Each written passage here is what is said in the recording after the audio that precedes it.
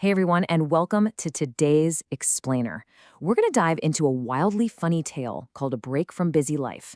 Imagine a hilariously cartoonish story about three goofy guys, one seriously grumpy dog, and a massive misunderstanding, where these perfectly healthy men somehow manage to convince themselves that they are terribly, terribly sick.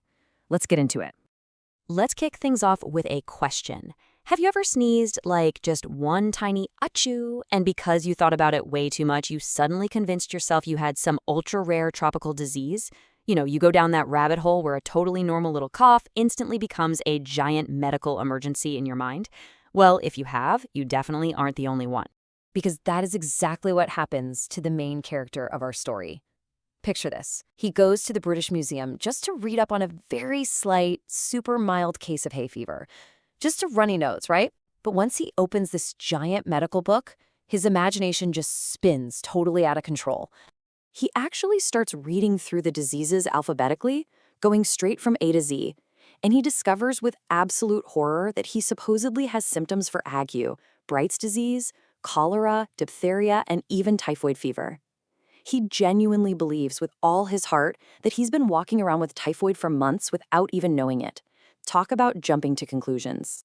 Now, what is really incredible and honestly kind of hilarious is the one single thing he figured out he didn't have.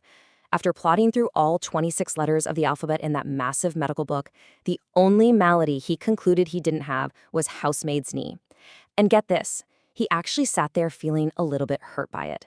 He thought he would be the ultimate prize for medical students. He figured they wouldn't even need to walk around a hospital anymore. They could literally just walk around him. This perfectly illustrates what happens when pure panic sets in. Like a cartoon character, he tries to examine himself right there in the library.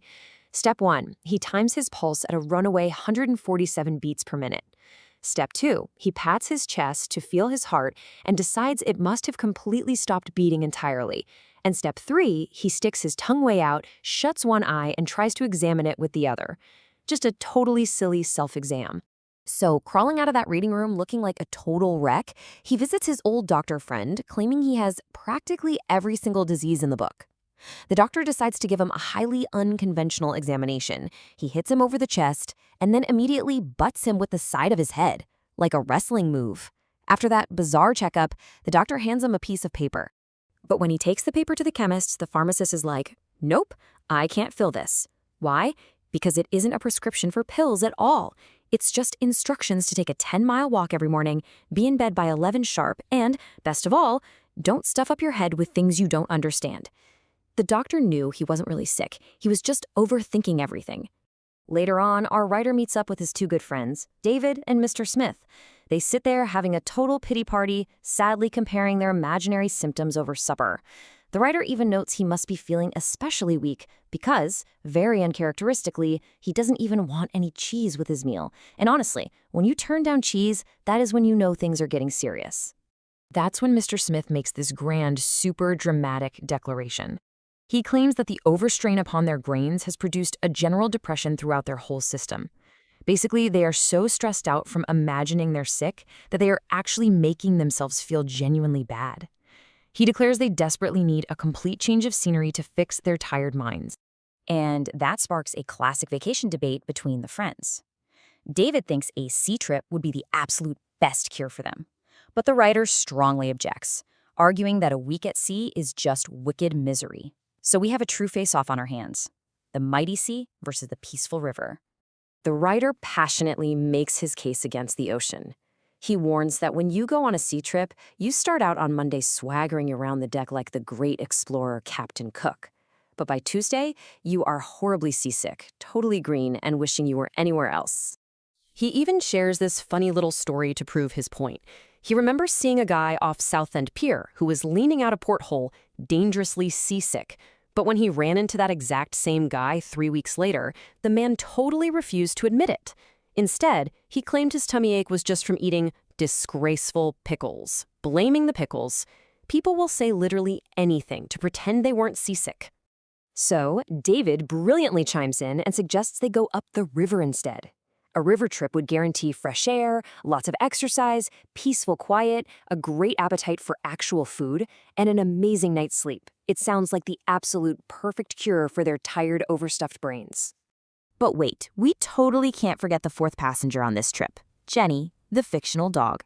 And Jenny completely hates the idea. To a dog, water is only good for getting wet and accidentally sliding overboard. She is not having it.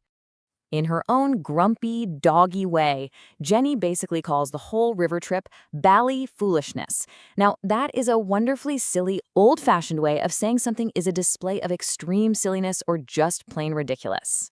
But despite Jenny's very grumpy protests, the three men simply outvote her. 3-1. Sorry, Jenny. The decision is officially made, and the relaxing river trip is officially a go. So, the crucial takeaway comes right at the end of our story. Overthinking, stress, and self-diagnosis can make you feel way worse than you actually are. Just like our writer jumping to the crazy conclusion that he had every single disease in the alphabet, letting your imagination run wild can literally trick your body into feeling sick when you are perfectly fine. To wrap up this explainer, I want to leave you with a really important question. The next time you feel stressed out or you read something scary and start imagining the absolute worst, how can you keep your own brain from tricking you? Maybe you just need to take a walk, unplug for a little bit, and stop stuffing your head with things that make you worry. Thanks so much for joining me today, and keep exploring.